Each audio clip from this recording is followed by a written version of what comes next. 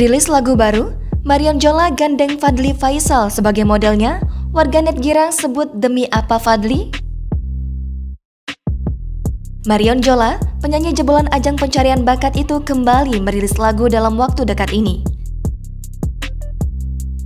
Hal itu diketahui dari unggahan Dara yang akrab disapa Lala ini di akun Instagram miliknya @lalamarionmj. Senin, 7 Februari 2022 yang memposting cuplikan video klip berjudul Overthinking.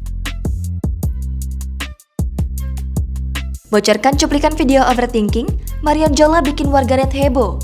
Hal tersebut berkaitan dengan sosok Fadly Faisal, ipar mendiang Vanessa Angel yang menjadi model dalam video klip tersebut. Hingga berita ini ditulis, postingan Marion Jola telah ditonton lebih dari 697.000 kali. Bikin heboh, Fadly Faisal memang diketahui tengah populer di kalangan milenial.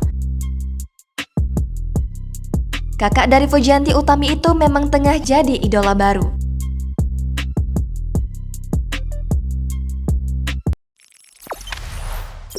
Jangan lupa subscribe, share, komen, dan like ya!